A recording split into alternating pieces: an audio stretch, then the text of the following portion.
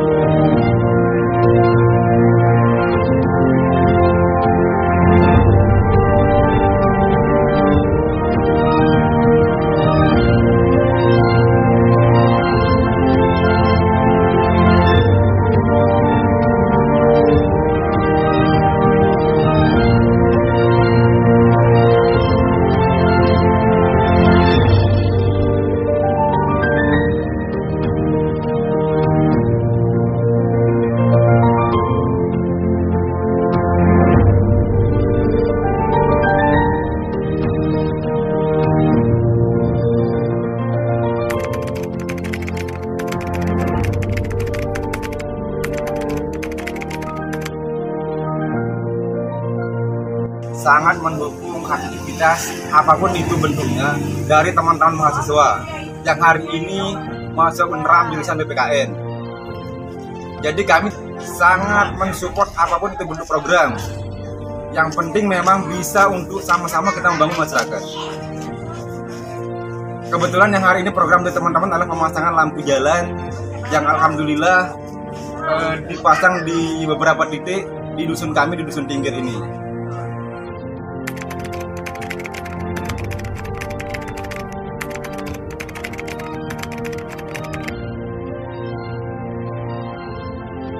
Terima kasih kepada teman-teman mahasiswa, karena mahasiswa hari ini yang sebagai agent of change dan agent of control memang selayaknya untuk bagaimana tetap berada di sisi masyarakat. Karena perubahan itu memang harus didampingi oleh mahasiswa. Mengingat hari ini memang masih banyak masyarakat yang belum mengerti akan sebuah kemajuan.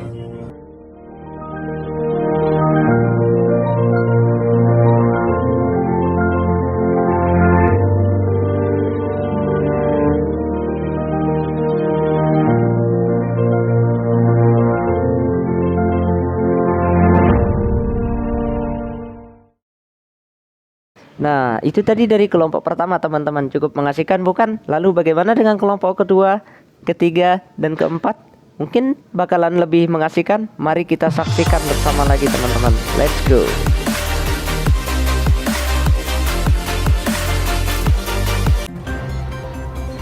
Halo guys, welcome to presentasi kelompok 2. Di sini kami akan menampilkan video penyelesaian Project Citizen untuk memenuhi tugas akhir mata kuliah, isu, dan perkembangan mutakhir PPKN. Di sini kami mengambil isu tentang pasar di daerah Lombok Timur, Kecamatan Wanasaba, tepatnya di salah satu desa yang bernama Desa Jorong. Pasar ini dikenal dengan Tenten oleh masyarakat Jorong dan sekitarnya.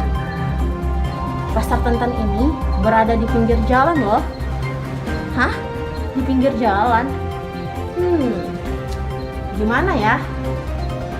Kata masyarakat sekitarnya sih, pasar ini sebagai investasi untuk mereka. Tetapi, kok bisa menimbulkan kemacetan ya? Penasaran kan dengan bagaimana sih pasar Tenten atau pasar kilat di Desa Jorong ini? Tanpa berlama-lama, yuk, let's watch!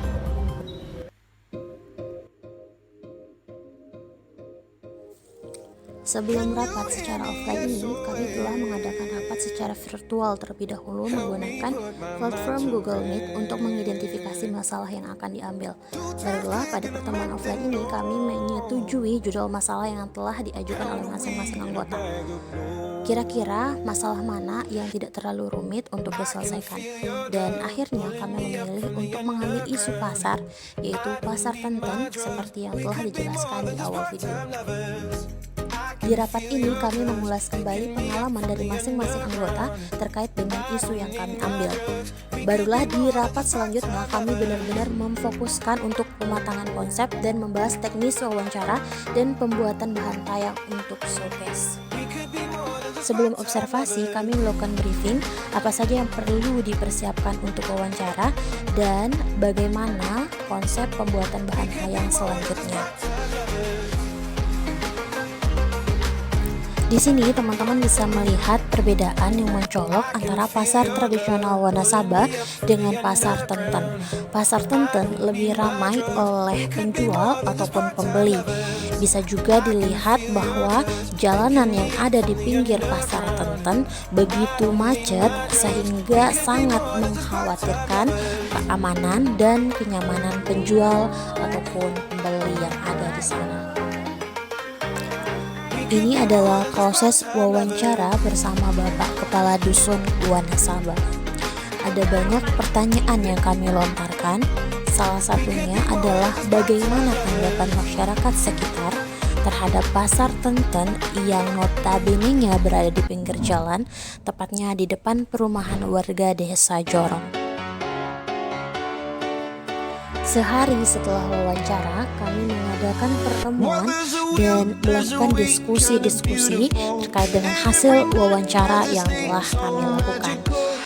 Dan pada akhirnya kami memutuskan untuk melanjutkan isu tersebut dan membeli bahan-bahan untuk showcase. When I'm sad, can't you see now tainted love is all we have? Our issues run so deep, now when I try to sleep I feel so bad. I should leave and by the time it's done I'll be gone. Ini adalah tahapan di mana kami berdiskusi kembali bagaimana bahan tayang yang akan kami buat disampaikan dengan baik nantinya, mengingat ada kendala terkait dengan solusi yang ditawarkan di awal observasi. Tapi pada akhirnya kami menemukan titik terang di mana dalam menyelesaikan isu pasar tonton ini kami berfokus kepada bagaimana menciptakan kenyamanan dan keamanan bagi para penjual dan pembeli di sana. Ternyata pasar tonton itu seperti itu ya. Padahal idealnya pasar itu dilihat dari bentuk bangunan, lokasi yang strategis, jumlah pedagang, dan aksesibilitas menuju pasar. Menurut teman-teman kayak gimana? Dadah.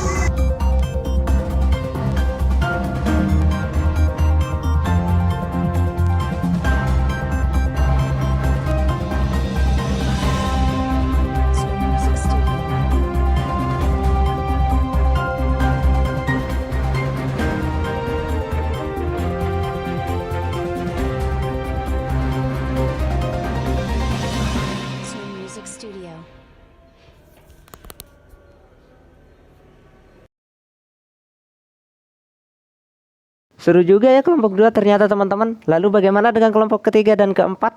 Nah, kita saksikan bersama, mungkin bakalan lebih seru lagi teman-teman. Yuk kita saksikan ke kelompok 3. Let's go.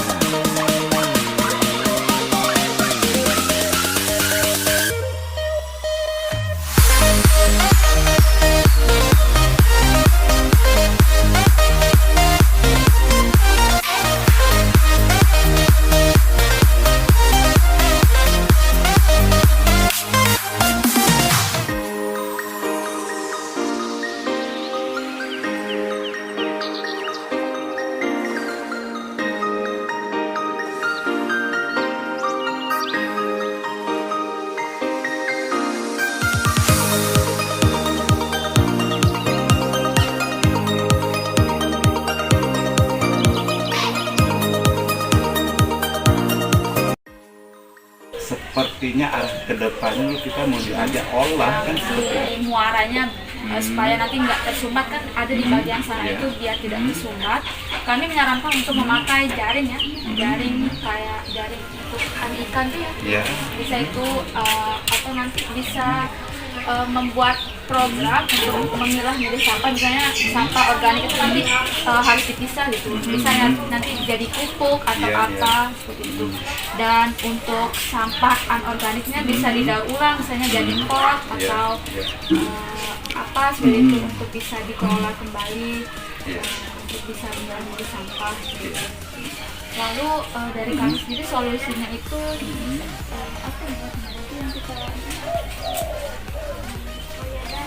mengajak gitu masyarakat untuk bisa bergotong royong. Itu tujuan kami sebenarnya. Kami komunikasikan dulu apakah bisa masyarakat itu untuk kita ajak bergotong royong untuk mengangkut sampah yang ada di sekitar kami, apakah bisa atau bagaimana. Iya.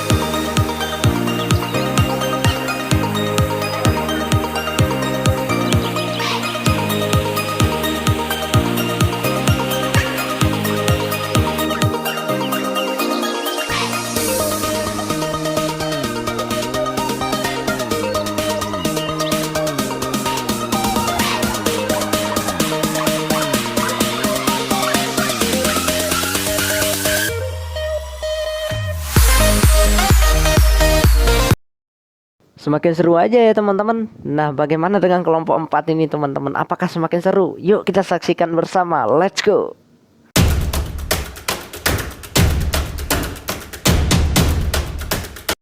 Bismillahirrahmanirrahim. Assalamualaikum warahmatullahi wabarakatuh. Perkenalkan, nama saya Zaini Azarif dengan NIM E1B02174. Saya selaku Ketua Kelompok 4 Isu dan Perkembangan Mutakhir PPKN. Kami Kelompok 4 mengkaji isu terkait pernikahan ini. Adapun anggota Kelompok 4 dapat dilihat sebagai berikut.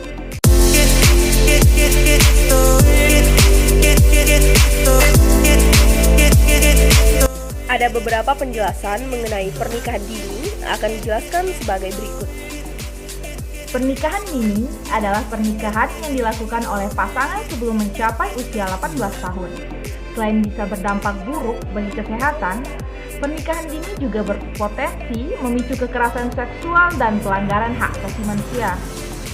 Melalui peraturan perundang-undangan di Indonesia, batas minimal usia untuk menikah adalah 19 tahun, baik laki-laki maupun perempuan. Jika belum mencapai usia tersebut, pernikahan dapat dikatakan sebagai pernikahan dini. Baik, jadi di sini saya akan menjelaskan bagaimana dampak yang diberikan dari adanya pernikahan dini. Jadi yang pertama yaitu risiko bayi lahir yang stunting. Semakin muda usia ibu pada saat persalinan, maka potensi untuk melahirkan bayi stunting itu semakin besar. Kedua yaitu kematian ibu dan bayi.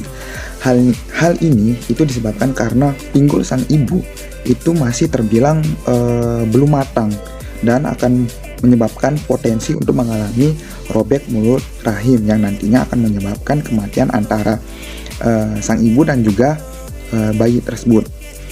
Ketiga yaitu adanya gangguan kesehatan. Maksudnya di sini adalah kehamilan di usia dini akibat adanya pernikahan dini itu akan menyebabkan penyakit seperti osteoporosis dan juga kanker mulut rahim. Keempat yaitu adanya pernikahan yang tidak harmonis. Hal ini disebabkan karena kurangnya kesiapan psikologis yang kuat dari antara sang suami dan juga sang istri yang nantinya akan memunculkan pertikaian di dalam suatu keluarga tersebut. Dan mau tidak mau cara untuk menyelesaikannya adalah dengan melakukan perceraian. Baik, selanjutnya yaitu faktor terjadinya pernikahan usia dini, di mana di sini di saat kami terjun ke lapangan, kami menanyakan kepada orang yang bersangkutan, kenapa sih Anda melakukan pernikahan usia dini? Di sini mereka apakah ada beberapa faktor yang menyebabkan pernikahan usia dini Anda itu. Nah di sini kami dia menjawab kalau faktornya itu salah satunya itu saling cinta. Nah di sini kami tidak stop dalam konteks dia menjawab dia saling cinta. Kami kembali menanyakan udah berapa lama saudara menjalin hubungan dengan pasangan Anda. Di sini dia menjawab dia menjalin hubungan selama 4 tahun. Nah di sini kami menyimpulkan bahwa yang berperan penting, yang berperan besar sekali dalam menjalani konteks terjadinya pernikahan dini ini yaitu media massa, di mana media massa ini sangatlah besar pengaruhnya terhadap baik kita dan orang lain. Nah di sini kita harus pandai-pandai menggunakan media massa itu. Kalau kita nggak pandai menggunakan media massa itu, pastinya terjadi cepat sekali terjadinya pernikahan usia dini. Undang-undang pernikahan dini ini sebagai suatu ketentuan oleh pemerintah sebagaimana sudah disebutkan tentang undang-undang pernikahan dini, yakni Undang-Undang Nomor 16 Tahun 2019 atas perubahan Undang-Undang Nomor 1 pada tahun 1974. Di sana berbunyi bahwa seseorang dapat menikah apabila si pria dan si wanita itu sudah mencapai umur 19 tahun. Jadi di sini dapat kita simpulkan bahwa orang yang sudah boleh menikah menurut undang-undang di sini adalah jika kita melihat dari faktor umur usia sekolah di sana setelah lulus SMA begitu. Setelah lulus SMA seorang bisa menikah sesuai dengan undang-undang karena di sana tertulis pada umur 19 tahun. Tetapi kalau yang pernah saya baca referensi, dari berbagai referensi, seseorang yang dapat dikatakan sudah matang menikah minimal umur 21 tahun. Di sana mulai dari fisik, dari mental, dari segala biologis di sana sudah dapat dikatakan sudah matang, sehingga umur di sanalah yang menurut saya setelah membaca referensi sudah dikatakan matang. Di sini solusi yang dapat kita terapkan untuk mengurangi dampak dari pernikahan dini atau mengurangi pernikahan dini adalah kembali lagi kepada kedua orang tuanya, di mana kedua orang tua ini sangat berperan penting untuk selalu mengurangi atau selalu mengingatkan bahwa pernikahan dini ini sangat tidak baik di kalangan usia muda, sehingga kedua orang tua di sini akan selalu mensupport apa yang menjadi cita-cita dari anaknya, sehingga apa yang menjadi cita-cita dari anaknya. Dengan demikian, anak-anaknya tersebut akan menjadi lebih terdorong, sehingga tidak memikirkan yang mengenai apa itu pernikahan, dan apalagi untuk selanjutnya melaksanakan sebuah pernikahan di bawah umur. Terdapat beberapa cara yang dapat mencegah terjadinya pernikahan dini, seperti memberdayakan anak dengan informasi dan keterampilan, mendidik dan memberikan wawasan kepada para orang tua untuk menciptakan lingkungan yang baik, meningkatkan kualitas pendidikan formal bagi anak, mengedukasi anak terkait kesehatan dan reproduksi, dan menawarkan dukungan ekonomi kepada anak dan keluarganya. Sebelum bergerak kita berantakan kelompok 4.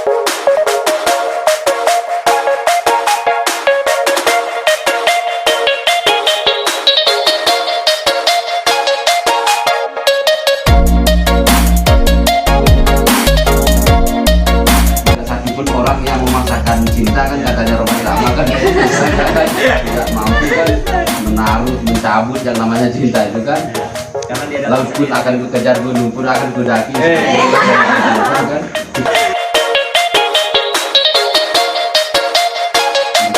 Dibuat 5 tahun penjara hukumannya. Kalau tidak 5 tahun kita penjara, kita bebaskan dengan uang. Orang yang nikah ini Pak rata-rata yang paling 19-20 aturan untuk menikah sekarang, baru dia bisa kita daftar di KUA. Tapi banyak yang nikah 15-16 tahun.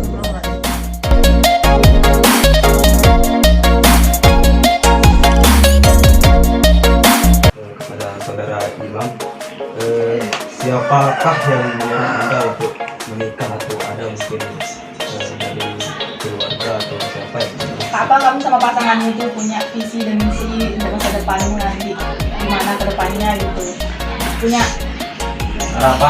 harapan buat diwujudkan gitu sama pasanganmu? Apakah penghasilannya itu bisa mencukupi untuk kebutuhan sehari-hari atau masih bisa terbilang kurang?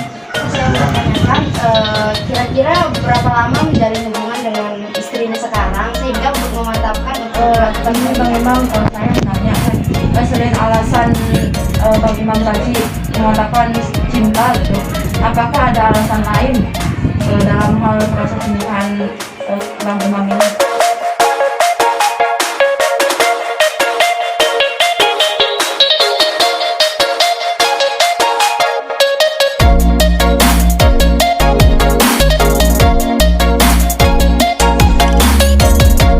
Nah, itu tadi dari kelompok terakhir teman-teman. Ternyata cukup asik juga ya teman-teman. Tidak sia-sia kita menontonnya mulai dari kelompok 1, 2, 3, dan 4 teman-teman. Ternyata sangat menarik semuanya teman-teman. Jadi dengan berakhirnya ini, saya selaku moderator pamit undur diri. Sekian, wassalamualaikum warahmatullahi wabarakatuh. Sehat selalu, salam sejahtera untuk kita semua.